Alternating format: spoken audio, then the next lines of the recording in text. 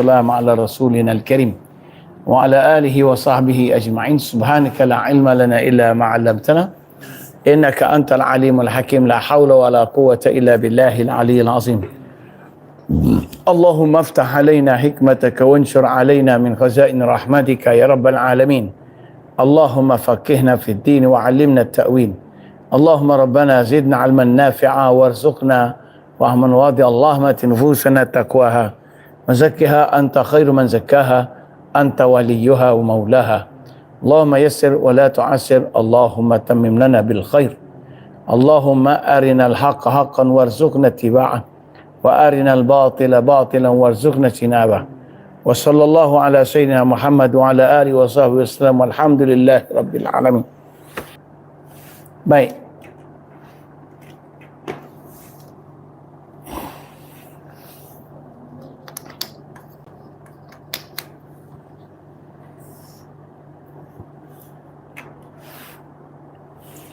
Tajuk kita malam ni nama dia Darul Bawar. Makna dia tanah kebinasaan total ataupun negara kemusnahan. Darul Bawar. Tajuk ni tak banyak orang sebut. Tapi Quran sebut. Jadi kita nak kenal dalam surah Ibrahim ayat 28 sampai 30 Allah Subhanahu Wa Taala ada sebut satu rahsia besar tentang sejarah dan masa depan manusia. Jadi di mana wujud satu kumpulan elit, dia panggil. Ni jadi kita fokus kepada kumpulan elit, iaitu mereka yang ada kuasa.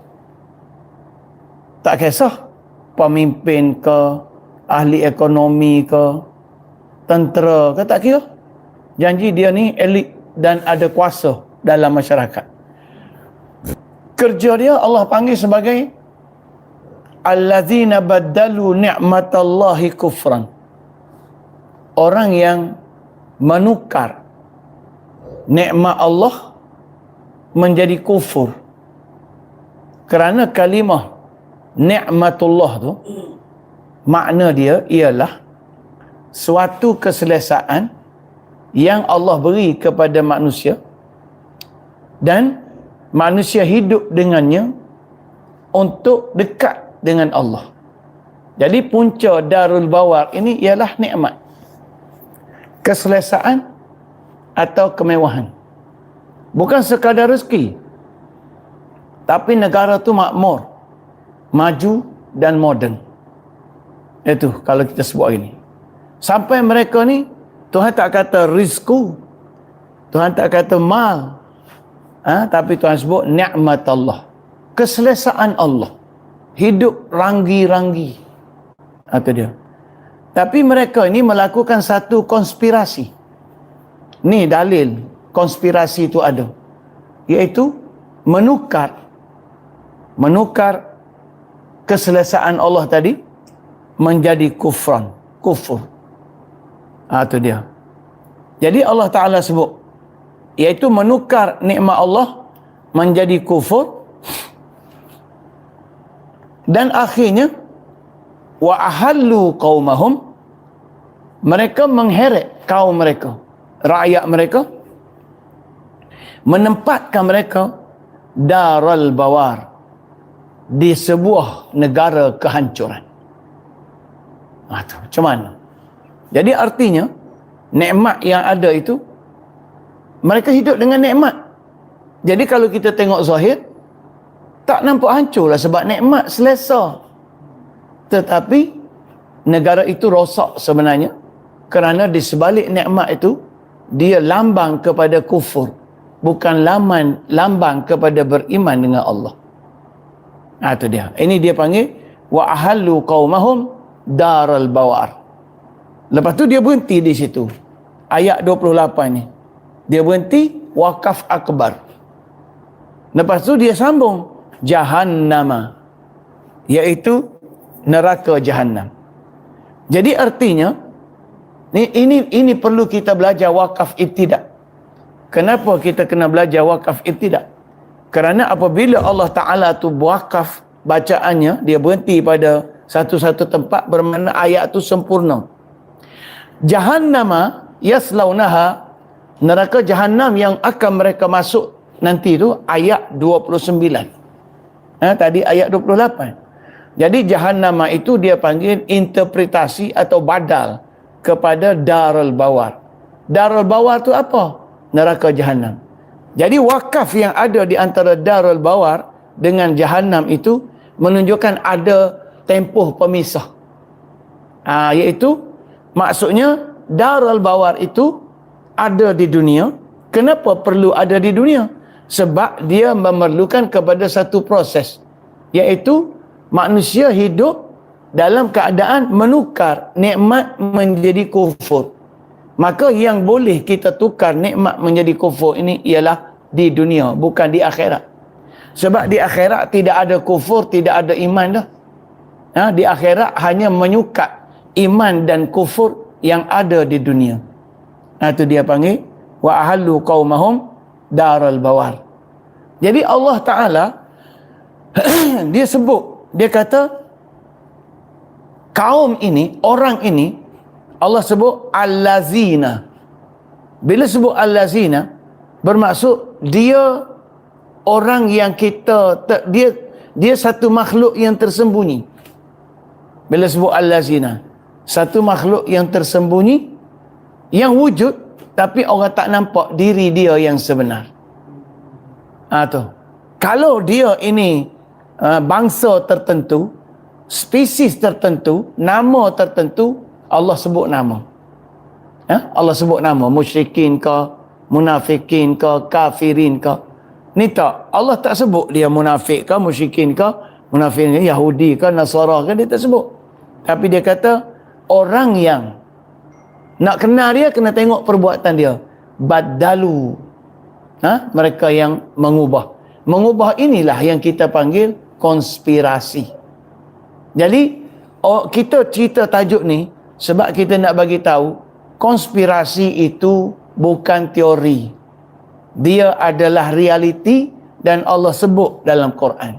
Dan Allah Ta'ala suruh kita tengok dan kita kaji, kita fikir. Sebab itu dia kata alam tara, apakah kamu tak tengok? Jadi memerlukan kepada satu kajian. Dan insya-Allah tajuk ni kita akan kaji detail.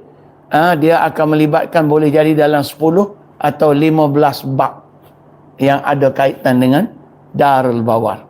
Sebab nanti umat akan kenal. Kerana manusia hari ini tak tahu negara dia yang dia duduk itu berstatus apa. Tak tahu. Yang kita tahu Malaysia, Thailand, Indonesia, begitulah yang kita tahu. Kita tak tahu. Jadi darul bawar maksud dia negara atau tanah kebinasaan total. Iaitu memang negeri itu negeri yang rosak habis. Rosak dari sudut apa? Akidah, moral dan sistem kehidupan. Jadi akidah, moral, sistem semua rosak. Jadi rosak tak rosak, di akhirat esok confirm Tuhan kata mereka ini adalah jahannam. Neraka. Negara seperti ini adalah jahannam. Dia adalah neraka. Maknanya neraka ini tak payah tunggu lepas mati. Tak payah tunggu alam akhirat. Di dunia pun sudah jadi neraka atau syurga. Dan yaslaunaha, mereka akan masuk ke dalamnya, dan ia adalah wabi'sal qarar, seburuk-buruk tempat dia. Itu yang kita nak kaji. Dan dia ada tanda. Apa tanda negeri ini? Di mana tanda negeri ini ialah waja'alu, mereka mencipta, mereka cipta, mengubah apa yang ada lillah, untuk Allah, andadan. Dia ambil apa yang ada, dia tukar benda tu menjadi sekutu atau saingan kepada Allah Subhanahu wa taala. Itu dia. Jadi ada tadi badalu nikmat Allah. Dia tukar nikmat Allah. Yang kedua waja'alu lillahi andada. Dia buat negara tu jadi sekutu. Dia buat benda tu. Jadi hari ni kita nampak sekutu Allah ni cukup dengan perlembagaan, ekonomi, kesihatan, makanan, semua tu jadi sekutu Allah. Itu dia. Boleh nampak tu. Lepas tu kerja dia apa sebab apa? Apa tujuan dia? Liyudillu an sabilihi. Supaya manusia dia boleh menyesatkan apa saja. Dia boleh menyesatkan apa saja daripada jalan Allah. Sebab tu dia tak sebut di sini liyudillu siapa-siapa. Dia kata liyudillu untuk menyesatkan daripada jalan Allah. Jadi maknanya yang akan disesatkan di negeri ini bukan setakat orang. Makanan akan disesatkan. Buah akan disesatkan. Apa nama lagi? Udara akan disesatkan. Air, api, cuaca akan disesatkan. Dan kita tadi ada meneroka pula isu agenda mereka climate change yang mula mereka bercakap sehingga tahun 2040. Dah ada beberapa artikel tentang climate change dan bagaimana kajian menunjukkan dunia hari ini menjadi semakin gelap. Bumi hari ini pencahayaan matahari menjadi semakin kurang dan dia sebenarnya bumi jadi makin gelap kerana ada hadangan cahaya matahari sampai. Dan dia kata itu boleh mempercepatkan proses kematian sebanyak beberapa sekalian manusia. Dia mula bercakap. Itu. Semua ni kena kaji. Kena kaji. Jadi kita bukan nak kata kita pandai, tapi kalau kita tak kaji eskatologi, kita tak akan tahu apa yang berlaku sebenarnya. Jadi kita tak kaji yang jauh-jauh, kita kaji yang berlaku. Yang berlaku di depan kita. So kita pergi kepada Darul Bawar dulu. Jadi okey, supaya manusia dia tipu semua, termasuk segala duit dia tipu. Duit jadi riba. Udara, cuaca jadi senjata. Makanan jadi racun, dia tipu. Ternakan apa semua, GMO. Jadi apa ni, ayam semua sekali kita panggil apa, ayam apa, betul-betul bukan betul ni, ada istilah dia, tak ingat. The fake. Ayam palsu. Itu. Jadi semua dia cipta melalui dedaknya, sumber airnya. Ubat yang kita duk kata ubat sebenarnya racun. Ditipu. Tuhan sebut lama dah. Liyudillu an sabilih. Yang penting apa saja jangan ada hubungan dengan Allah Subhanahu Wa Taala. Jangan ada hubungan. Hatta makanan sekalipun. Biar orang tak ingat Allah Subhanahu Wa Taala.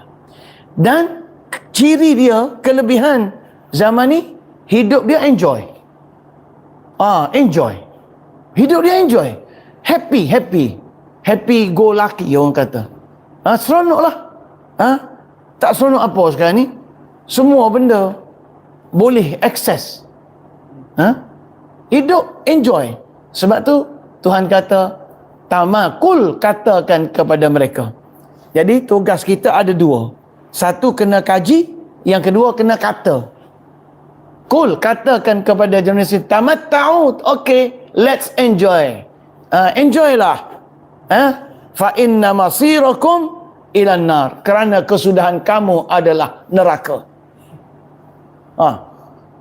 Kesudahan kamu adalah neraka. Orang sekarang ni akan kata apa kat kita? Itulah nak menerakakan orang je kerja dia. Ayat sekarang, dialah terpaling suci, dialah terpaling syurga. Ambil kau. Ambil kau. Ini bukan aku kata ni. Quran kata. Kul tamatta'u, okey, enjoy hidup kamu. Fa inna masirakum ilan nar, kesudahan kamu adalah menuju neraka. Jadi sahabat-sahabat yang ada, kajian kita ini kajian kita panggil Darul Bawar. Jadi Darul Bawar ni di mana-mana pun kalau ada ciri-ciri ni, ini Darul Bawar. Okey? Baik. Jadi dalam kajian kita ini, kajian ni besar ni. Siri kuliah kita ni, ialah kalau main asyik main globalisasi selalu orang boring juga. Kita tukar-tukarlah tajuk. Sebab tajuk kita banyak. Ya? Pelik apa? Ilmu Tuhan banyak. Jadi kita dalam kajian ini ada beberapa benda yang kita akan singkapkan, iaitu kita akan menyingkap maksud sebenar Darul Bawar dari sudut tafsir klasik ahli-ahli ulama dan juga tafsir contemporary, dan kita yang kedua kita nak kenal golongan ni. Kita nak kenal golongan yang menukar nikmat Allah kepada kufur ni, kita nak kenal pasti siapa golongan. Cuma metodologi dia kita tak sebut nama. Kita tak sebut puak. Kita akan sebut cirinya sahaja. Sebab hari ni kalau sebut nama, sebut puak, sebut ciri, siap. Sampailah ke Dang Wangi. Kena terus.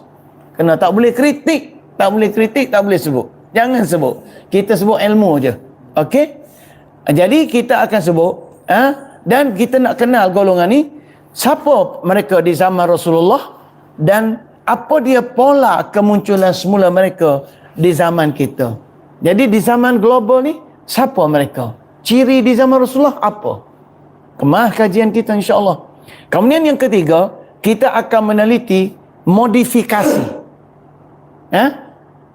Modifikasi yang mereka buat. Sebab isu dia badalu ja'alu tamatta'u. Tu. Mereka ni ada tiga benda. Badalu, ja'alu dan tamatta'u. Tu tiga benda. Ada. Jadi kita nak kenal ketiga-tiga tu. Kemudian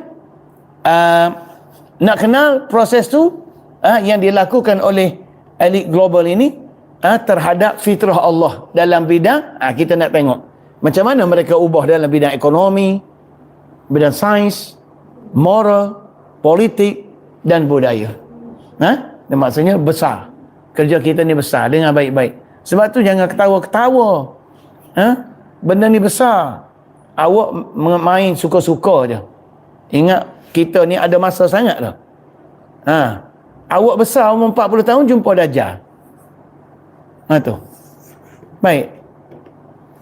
Kemudian yang keempat, kita akan menganalisis hubungan antara konspirasi global moden ni dan dengan cita-cita iblis. Bagaimana iblis tu main peranan? Sebab dalam ayat tu dia sebutkan wa ahallu qaumahum, mereka ahallu menempatkan kaum mereka daral bawar, di negeri kehancuran. Jadi sebenarnya daral bawar tu qaumahum tu menunjukkan mereka pemimpin. Bila Quran kata wa ahallu qaumahum, mereka menempatkan kaum mereka itu, bermaksud mereka ketua, kaum dia ikut. Inilah ciri-ciri golongan allazina baddalu nikmat Allah. Ini. Jadi kita nak panggil apa golongan ni? Tuhan pun tak beri nama. Cuma yang jelas mereka adalah golongan konspirator. Kalau dalam istilah hari ni, golongan ini kita panggil konspirator.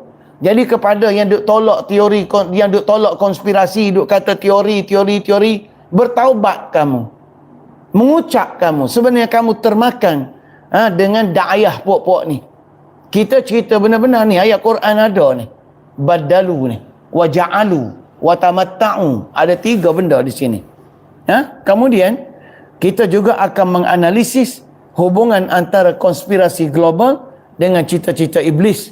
Bagaimana iblis nak ni. Dan kita juga akan menyusun peta indikator kontemporari untuk mengenal pasti Dar al-Bawar dalam bentuk geografi. Kita akan tengok dari sudut geografi, dari sudut indikator semasa.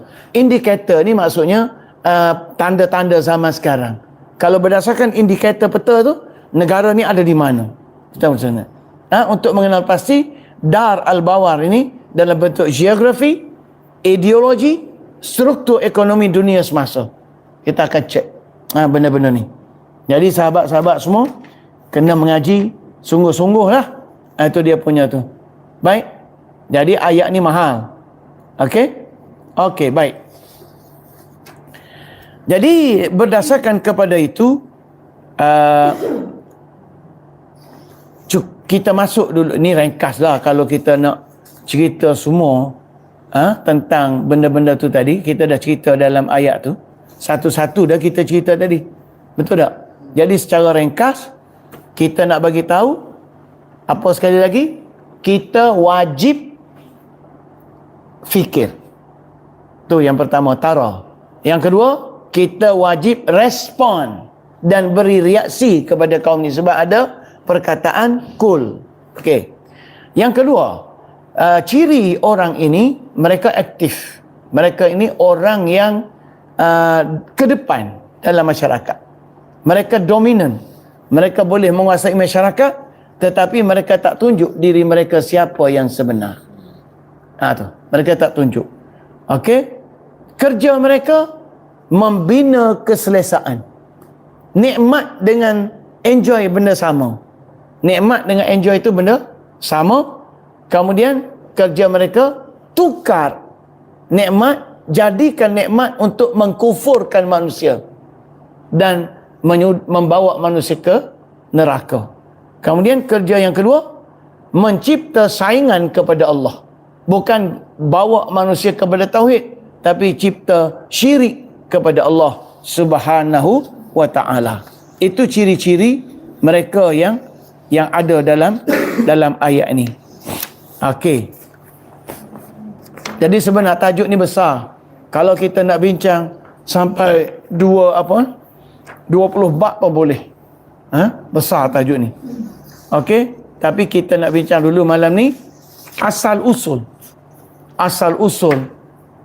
Darul Bawar ini. Okey. Allazina baddalu ni'matallahi kufran. Jadi golongan ini yang dikatakan orang yang melakukan konspirasi atau menukar nikmat. Yalah, konspirasi ni kerja dia nak ubah benda-benda jadi jahatnya. Tidak itu konspirasi. Berusaha nak tukar benda betul jadi jahat. Okey. Jadi rupanya bila kita kaji dari sudut ilmu bahasa wahyu, perkataan allazina baddalu, bila Tuhan guna allazina, dia merujuk kepada ciri orang tu, maka dia bermaksud ia adalah pola sejarah yang berulang. Jadi kalimah allazina tu bermaksud benda ni benda berulang sepanjang zaman. Badalu tu pula dalam bentuk fi'lun madhi menunjukkan bahawa benda tu berlaku sungguh. Telah terbukti ada. Jadi siapa mereka ni? Mereka ni ialah segmen elit yang menggantikan fitrah dengan kufur. Jadi nikmat Allah itu ialah fitrah. Iaitu fitrah yang kita duk bincang dah selama ni, fitratallah allati fataran nasa 'alaiha. Jadi mana manusia ni, fitrah Allah ni, apa dia fitrah ni? Fitrah ni kita dah sebut banyak ratus kali dah fitrah ni. Iaitu satu pembentukan kecenderungan dalam diri manusia untuk secara auto suka kepada tauhid. Suka kepada tauhid, iaitu benda baik. Sebenarnya manusia ni, dia punya pembentukan dia, Tuhan dah letak dah. Dia punya naluri dia akan cenderung dari sudut pembentukan kepada tauhid, iaitu menjadikan semuanya untuk Allah. Dan Allah pun sendiri sebut, fitrat Allah itu ialah satu bentuk pembentukan Allah. Fitrat Allah tu pembentukan Allah. Allati fataran nas 'alaiha, yang Allah telah bentuk manusia di atasnya. Dan bila Tuhan buat gitu, sepatutnya Tuhan dah sebut dah, la tabdila li khalqillah. Jangan ada modifikasi kepada penciptaan Allah, kerana fitrah tu makhluk. Jadi penciptaan Allah tu Tuhan kata tak boleh ubah, jangan ubah. Sebab apa? Fitrah Allah itu la zalika dinul qayyim. Dialah agama yang lurus, cara hidup yang betul. Walakin aktsarun nasi la ya'lamun, tapi kebanyakan manusia tak tahu benda tu. Maksud manusia hidup tak ada, tak tahu tauhid ke tauhid. Sampai hari ni kalau kita tanya orang, how to apply tauhid? Bagaimana nak apply tauhid dalam kehidupan kita? Contohlah bab makan. Macam mana? Di mana tauhid dalam bab makan? Tak tahu. Minum, belajar, di mana tauhid? Jadi di antara contoh tauhid dalam bab makan ialah makan Nabi ajar bukan untuk kenyang, tetapi untuk menahanlah, menghilangkan lapar, dan untuk dapat tenaga supaya kita boleh terus berbakti kepada Allah. Maka makan pula halalan, wa kulu mimma fil ardi halalan thayyibah. Makan pula mesti halal lagi baik. Tu tauhid tu. Hari ni Amerika dengar-dengar cerita, tak sempat nak baca lagi. Katanya tak tahulah macam mana logo JAKIM akan diberi kebenaran kepada pihak di Amerika untuk menggunakannya pula. Wallahu alam. Kalau beri pun kena pantau sungguh lah maknanya. Kalau beri. Tapi kalau kita buat macam tu, kita lepas gitu, dia punya risiko tu besar sikit lah. Pengurusan pun besar, penipuan pun mungkin besar dan sebagainya. Sebab dia nak masukkan barang-barang. Tu. Ini dia kita panggil badalu nikmat Allah ini. Besar tajuk ni. Ya, baik. Jadi mereka ini menukar fitrah Allah menjadi kufur. Melalui apa mereka buat? Kuasa politik, harta, dia akan guna harta, ekonomi. Yang ketiga, propaganda, media, dan yang keempat, teknologi digital zaman kita. Habis dia guna ni, kuasa, harta, propaganda, teknologi. Lalu dia akan heret masyarakat menuju Dar al-Bawar. Dar al-Bawar termasuk ni dan Saudi sekarang ni, Syekh Imran Hussein beri amaran dia di peringkat menuju kehancuran tu, bandar Neom. Dan baru tadi kita bincang bagaimana Neom tu semalam termasuk dalam kategori Greater Israel, dalam daerah Greater Israel Raya, Neom tu. Ni sebab tu kita bincang tajuk ni. Pernah dengar tak kuliah Darul Bawar? Tak pernah kan? Okey. Jadi dalam bab ni, bab kita duk bincang ni, tadi intro ni bab 2 ni. Tapi bab 1 ni sebab dia metodologi kajian. So metodologi kajian ni dia tak cerita semualah. Ni. Jadi ringkasan dia begini. Kita akan kenal asal-usul allazina badalu, golongan konspirator, asal-usul golongan konspirator, kronologi dia, sejarah dia, dan indikator, ciri-ciri konspirator. Jadi mereka ni bermula daripada, kalau zaman Nabi, kita ambil daripada zaman Nabi, bermula daripada bangsa Quraisy dan golongan munafik pada zaman Rasulullah, hinggalah kepada hari ini jaringan global moden. Jadi kita nak kena cek semua tu, peringkat-peringkat dia, zaman dia, tahun bila, atau kita kena cek. Jadi ini hakikat yang kita kena belajar. Jadi ringkasan dia pada zaman Rasulullah sallallahu alaihi wasallam, ringkasan dulu. Pada zaman Rasulullah, pola badalu ni, golongan konspirator ini, dia kita boleh nampak pada pemuka Quraisy, musyrikin, seperti puak-puak Abu Jahal and the gang. Dan kalau di zaman Mekah, kalau di Madinah pula golongan munafik. Kalau di Mekah musyrikin, kalau di Madinah golongan munafik. Abdullah bin Ubay dan kuncu-kuncu dia. Kemudian satu lagi ahli kitab. 3 golongan kalau zaman Nabi. Musyrikin Makkah, munafikin Madinah, dan ahli kitab daripada Yahudi dan Nasara. Maknanya bukan semua ahli kitab. Kena adil ni. Bukan semua ahli kitab. Sebahagian. Sebab ada ahli kitabnya jujur. Sampai sekarang pun ada Yahudi yang beriman dengan Allah. Ada. Dan mereka ni tak suka Zionis. Mereka anti Zionis. Yang ortodok. Dia tetap beriman dengan Allah. Tu. Sebab dia kata yang ada sekarang ni bukan Bani Israel. Itu Zionis. Okey. Jadi mereka ini menukar nikmat hidayah menjadi penentangan sistemik. Maknanya bagaimana hidayah itu mesti dikelabukan supaya orang tak jumpa hidayah. Dan akhirnya orang menentang hidayah. Tu. Jadi antara bentuk-bentuk macam ni, lahirlah istilah tunggang agama. Istilah anti-semiti. Dia cipta istilah-istilah tu. Terpaling suci.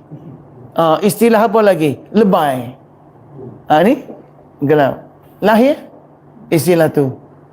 Jadi sekarang kita kena tahu ini. Sebenarnya istilah-istilah begitu dia panggil dalam proses mengelabukan benda benar. Sampai ada terbaca, ada seorang tu, dia bagus penulis, dia kata, yalah sekarang ni nak guna istilah pun, nak guna istilah agama pun gerun. Sebab bila kita guna je, orang tulislah tunggang agama. Tunggang agama. Jadi kalau ada orang-orang yang menuduh kita dengan panggilan-panggilan begitu, sedangkan kita menceritakan kebenaran macam tu, itulah ciri-ciri orang allazina baddalu. Tu. Ciri-ciri allazina baddalu. Awak ni termasuk dalam alam tara ilal ladzina baddalu ni'matallahi kufran wa ahallu qaumahum daral bawar. Baca ayat tu. Tu dia. Baik. Okey. Dalam sejarah hari ini, lepas zaman Nabi, sejarah kemudian, golongan ini dia bergerak.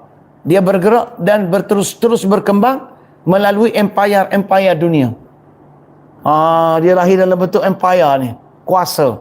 Contohnya, kumpulan kapital oligarki. Ni kapital ni kumpulan pemodal. Pemodal yang oligarki. Dia juga menguasai sistem kerajaan. Dia pegang duit, dia jaga. Kalau kita gini, WEF lah. WEF, tu, kapital oligarki. Lepas tu yang kedua, kolonialisme. Ni, penjajah.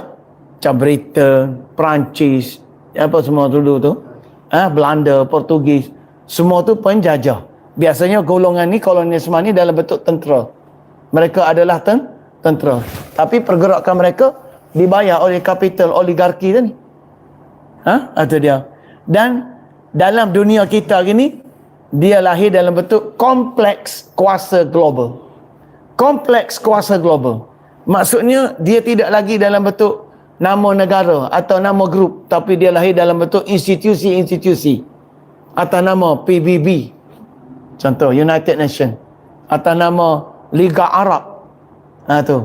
Atas nama Euro. Dia NATO.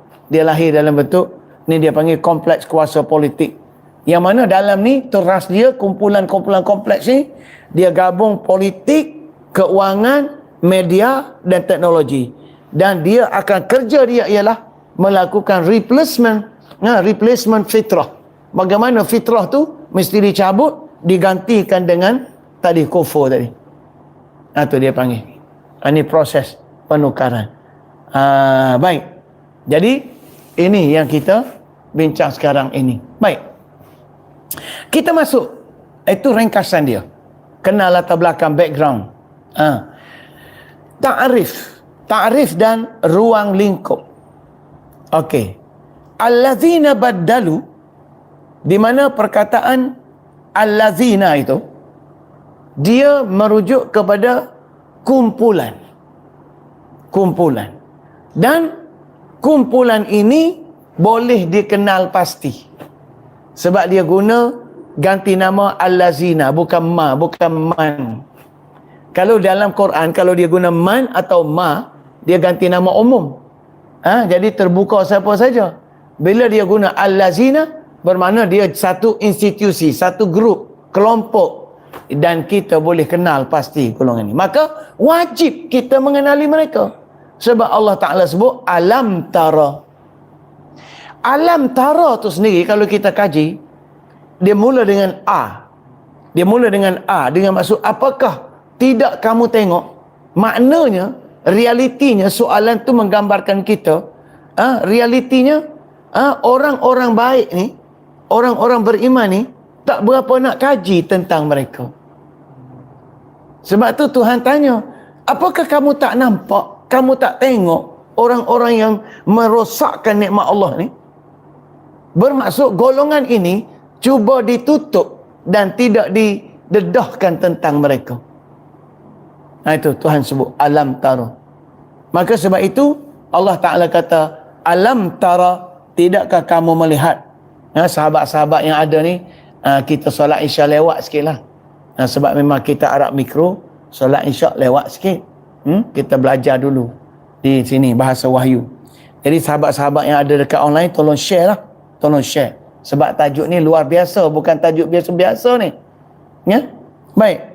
Jadi yang kedua, dia boleh dikenal pasti pun bukan melalui nama. Bukan melalui nama, pendaftaran dia tak ada registration. Dia tak ada nama. Nama dia okey. Kalau kita cari nama grup dia letak nama baik-baik. Tapi kita kena kenal dia melalui badalu, iaitu perbuatan dia, aktiviti dan tindakan dia, atau agenda, begitu juga modus operandi dia. Apa kerja dia? Kerja dia nak kenal dia mengganti, memutar fungsi ataupun menukar erti. Tu dia. Ubah, tukar, pusing, swing, ikutlah. Dari bentuk fitrah asal kepada yang rosak. Yang penting jangan ada tauhid. Jangan ada tauhid. Yang penting jangan ada tauhid, jangan ada nama Allah. Buatlah dia sekadar atau atas nama kemanusiaan, keinsanan, rasa simpati, rasa kasih sayang. Ni, puak-puak ni, dia mari dengan istilah kasih sayang, toleransi, community, kerjasama, kesepakatan, kesepaduan. Dia mari dengan nama-nama gitu. Dengar baik-baik. Dia mari. Dia mari. Tak kira lah. Dia semua yang ada tu jangan letak atas nama tauhid. Sebab itulah macam pendirian kita sendiri secara peribadi, Sumuk Flotilla tu bagus, projek tu.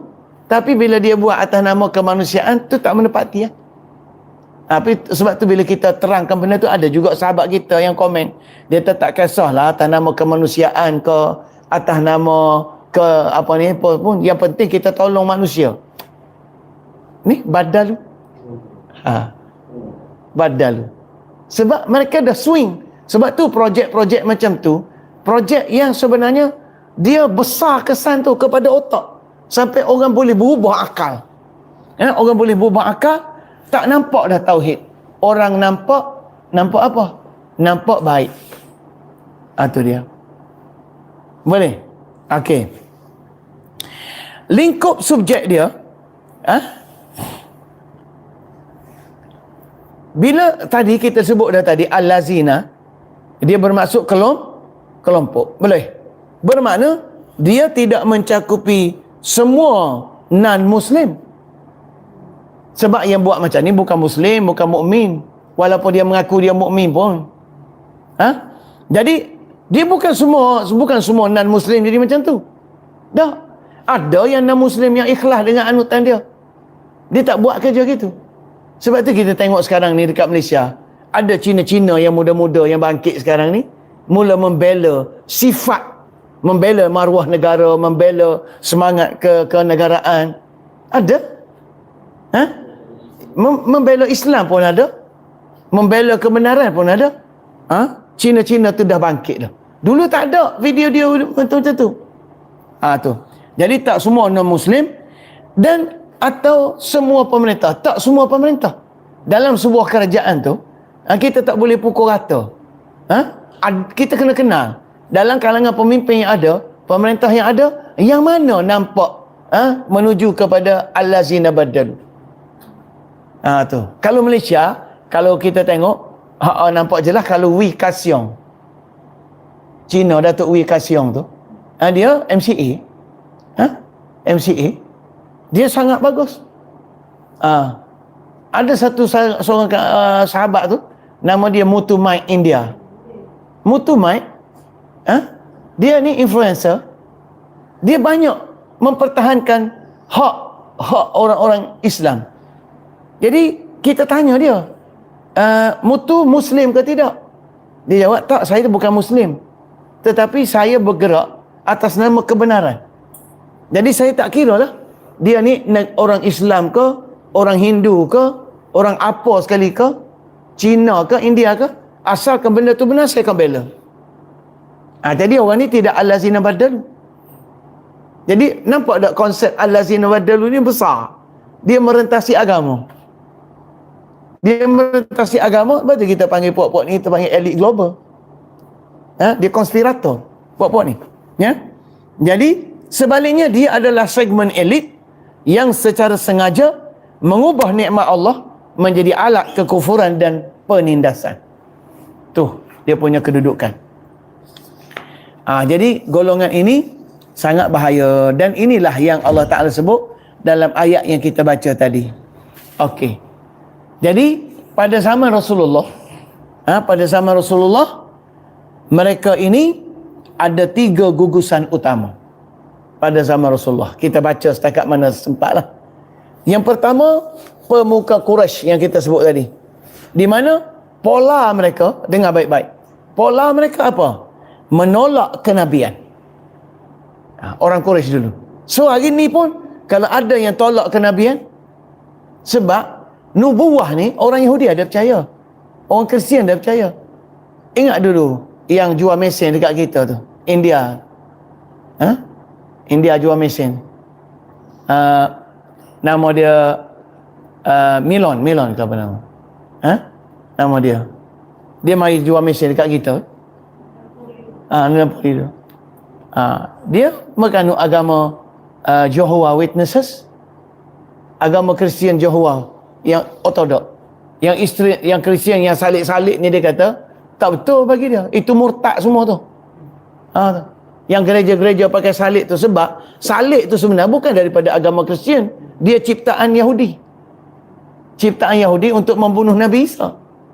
Tapi dia pandai swing, orang ambil salib tu sebagai lambang pengorbanan. Tu.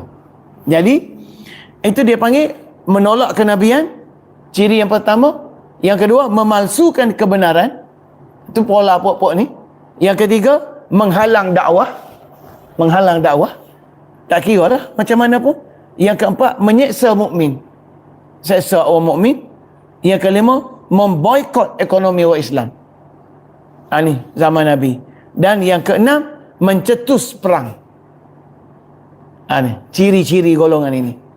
Ini antara ciri-ciri yang ada pada musyrikin Makkah pada zaman Nabi, dan sampai sekarang ciri ni ada tak? Ciri ni ada pada kita.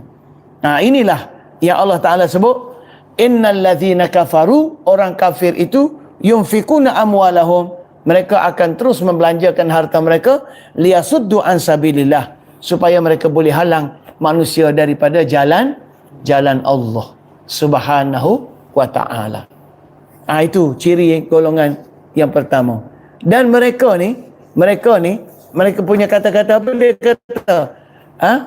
Mereka tetap mempertahankan berhala mereka sekalipun mereka itu tak betul. Di mana Allah ada sebut, wa qalu la tazarunna alihatakum wa la tazarunna waddan wa la suwa'a wa la ya'uqa wa la nasra. Kamu jangan tinggal tuhan-tuhan berhala kamu. Kamu kena pertahankan walaupun dia itu tak betul. Ini satu. Golongan yang kedua ialah golongan munafik Madinah. Apa ciri golongan ini? Zaman Nabi, menyamar seolah dia setia. Yang ni kita tengah bincang hebat dalam surah Taubah sekarang ni. Yahlifuna billahi lakum liyurdukum, yahzarul munafiqun la an tunazzal alaihim surah tunabbi'um bima fi nufusihim. Itu kita bincang tu. Jadi golongan ni dia menyamar, lepas tu dia menyebarkan syak wasangka. Kerja dia menimbulkan keraguan di kalangan orang Islam. Melemahkan moral. Dia cuba melemahkan moral dan memecahkan saf, kemudian memalsukan berita. Jadi ada berapa tu? Menyamar, menyebar syak wasangka, 2, melemahkan moral, 3, memecahkan saf, 4, dan yang kelima memalsukan berita. Itu. Dan ini ada cerita dia, yahlifuna billahi lakum liyurdukum wallahu wa rasuluhu aqwa yurduh. Yang ni kena ikut kuliah pagi-pagi lah. Pukul 7 pagi. Ada kita tengah bincang ayat ni sekarang. Kemudian yang ketiga, gugusan yang ketiga ialah Ahlul Kitab. Ahlul Kitab yang mana dia tahu Allah, dia tahu kebenaran Nabi Muhammad. Tapi dia tetap memerangi kita. Dan di Malaysia ni, golongan ni mula masuk. Sebagai golongan yang bekerja dengan Mossad. Mereka ni masuk lah. Mereka duk kaji ni. Semua ni dia mereka kaji. Tak apalah, tu kerja mereka. Kita menyatakan kebenaran bagi kita. Dia nak menyatakan kebenaran bagi dia. Kita tak percaya. Jadi, dia buat kerja dia. Tak salah, tu kerja dia. Yang salah kita tak buat kerja kita. Kita tak cerita. Jadi apa kerja puak-puak ni? Menukar amanah kitab Allah. Jadi sebahagiannya bersekongkol, menggugat, contohnya menggugat perjanjian Madinah, piagam Madinah. Menabur fitnah terhadap Rasulullah kalau zaman dulu. Jadi golongan ini dia kenal Allah. Dan golongan macam ni, Quran sebut, mereka kita tak boleh harap mereka beriman. Mereka tak akan beriman. Sebab Tuhan kata, afatatma'una ayyu'minu lakum. Adakah kamu nak lagi harap mereka ni beriman kepada kamu? Sedangkan waqad kana fariqum minhum yasma'una kalam Allah. Mereka ni duk dengar selalu dah kalam Allah Quran tu. Tapi summa yuharrifunahu. Mereka tukar juga akhi. Mereka ubah juga. Bila ubah? Min ba'di ma aqalu. Sesudah mereka faham kalam Allah. Bermakna ayat ni nak tunjuk bahawa puak-puak ni dia study Al-Quran. Dia study hadis. Sebab tu dia boleh buat konspirator. Dia boleh buat konspirasi. Bagaimana nak lemahkan kita.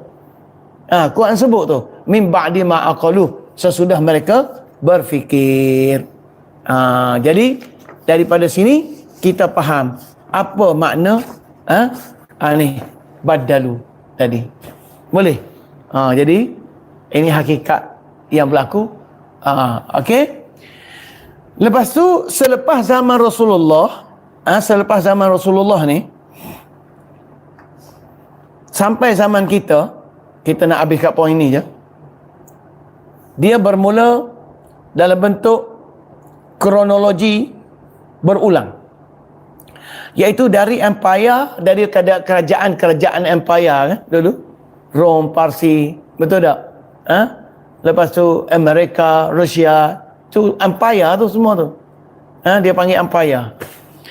Jadi dia sudah berpecah dari empire-empire. Selepas zaman khulafah, dulu kita zaman Nabi ada khalifah. Lepas khalifah lahir empire-empire. Jadi mereka melebarkan wilayah, berebut kuasa, jajah sana sini. Dan mereka mematikan keadilan Islam. Maka lahirlah pula lepas mereka bentuk empire, mereka bentuk perang salib dan menguasai hegemoni ekonomi. Lalu mereka buatkan riba, pajak tanah, cukai kemiskinan dan sebagainya. Mereka buat. Lepas tu bila mereka buat perang salib, mereka buat pula penjajahan, kolonialisme moden, melalui kaedah ekstraksi sumber. Mereka ambil sumber hasil bumi, mereka ekstrak sumber begitu, biji ke getah ke apa semua mereka ambil. Lalu mereka pecahkan negara, divide and rule, pecahkan negara, buat sempadan, buat pasport apa semua sekali. Tu dia. Kemudian mereka mula mencipta perlembagaan. Perlembagaan yang ada dalam dunia tu proses sekularisasi. Bagaimana nak pisahkan manusia daripada tu. Sebab tu kemerdekaan yang kita duk kata merdeka tu bermulanya titik sekularisme. Bagaimana agama dipisahkan dari negara. Tu hakikat. Ya, baik. Kemudian lepas mereka boleh pisahkan negara, mereka pergi pula kepada sistem keuangan global. Kan bila dah terbentuk negara-negara dah maju semua, mereka pun buat sistem keuangan global. Ekonomi antarabangsa. Sampai sekarang ni, akhirnya mereka masuk fasa kelima sekarang ni, dia panggil media dan teknologi. So ingat, fasa pertama empire. Fasa kedua perang salib. Perang dunia pertama kedua tu.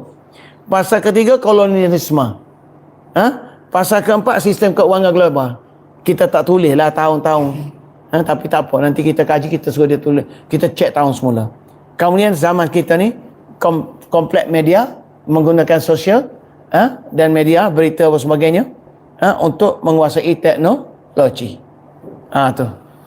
Jadi inilah hak Tuhan sebut, tanda-tanda kemusnahan ini. Apabila Allah Ta'ala nak musnahkan dunia, Allah Ta'ala makmurkan dunia tu. Cipta orang kaya-kaya, lalu suruh orang kaya taat Allah, orang kaya tak mau. Maka akhirnya Muslim. Tu akan berlaku. Cukup dulu malam ni. Okey. Jadi tunggu siri kuliah kita seterusnya.